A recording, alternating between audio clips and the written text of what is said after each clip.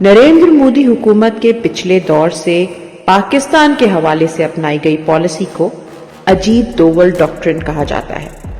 इस डॉक्ट्रिन का सबसे अहम नुक्ता पाकिस्तान को अंदरूनी तौर पर तकसीम करना, यानी खुदा न खास्ता बलूचिस्तान, साबका फाटा, गिलगित बल्तिस्तान को पाकिस्तान से अलहदा करना था, और दूसरा घर में घुसकर मारना, जिसके तहत हालिया दिनों में उन अफसरान और अफराद को निशाना बनाया गया जिनका कश्मीर समेत इंडिया के लिए बायस तशवीश दीगर महाजों पर कोई कलीदी किरदार रहा है। चंद हफ्ते कबल जिले इलाही के हरकारे के दौरा ताजिकिस्तान के हवाले से गुफ्तगू में रिजीम के एक टाउट की जानिब से अजीत दोवल डॉक्ट्रिन का हवाला दिया गया कि पाकिस्तान ने भी इस पर अमल पैरा होने का फैसला किया है। कई दिन तक अस्करी जराए की जानिब से इस बयान की वजाहत या तरदीद का इंतजार करता रहा।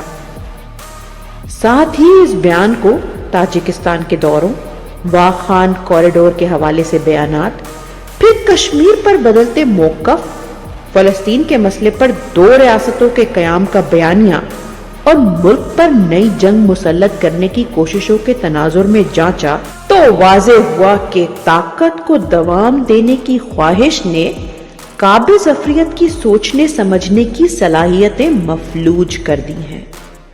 अजीत दोवल डॉक्ट्रिन एक ऑफेंसिव स्ट्रैटेजी है और इस पॉलिसी का मरकज या निशाना पाकिस्तान था।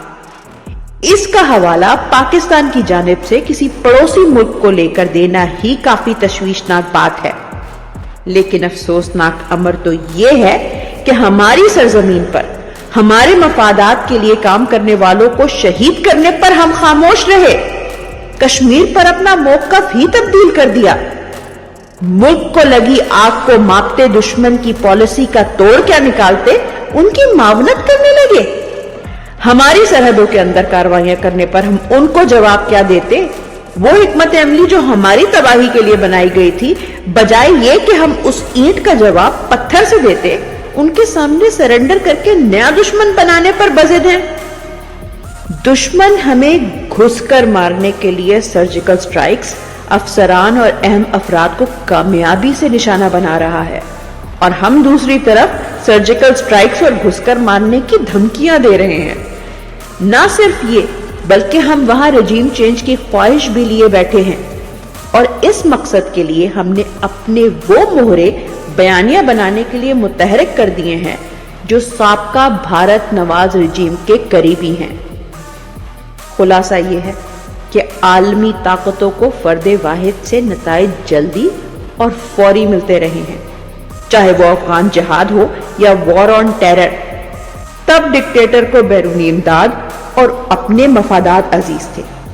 ताकत का खेल और ताकत को तवालत देने की ख्वाहिश वही है, बस फर्क यह है कि तब हम जरूरत थे, अब जरूरत बनना चाहते हैं। तब भी डिक्टेटर ने जाती मफाद, ताकत और डॉलर के लिए कौमी मफादात का सौदा किया, और आज भी वही हो रहा है। जिसको हमसे जो चाहिए वो मिलेगा। हम हर किस्म की खिदमत के लिए दस्तयाब हैं, चाहे उसके लिए मुल्की और कौमी मफाद का कितना ही नुकसान हो।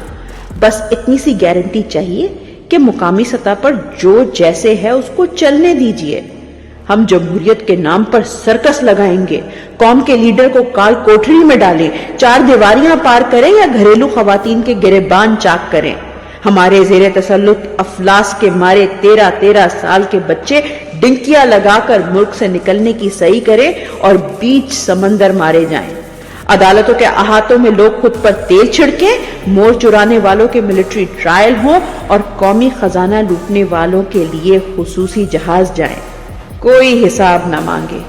हम जो जुल्म करें, जबर करें, कोई हमें आईना ना दिखाए। हम 24 करोड़ भेड़ बकरियों को हाँक कर जहन्नुम की आग में झोंक दें। आपसे क्या सरोकार, आपकी खिदमत तो पूरी करेंगे ना।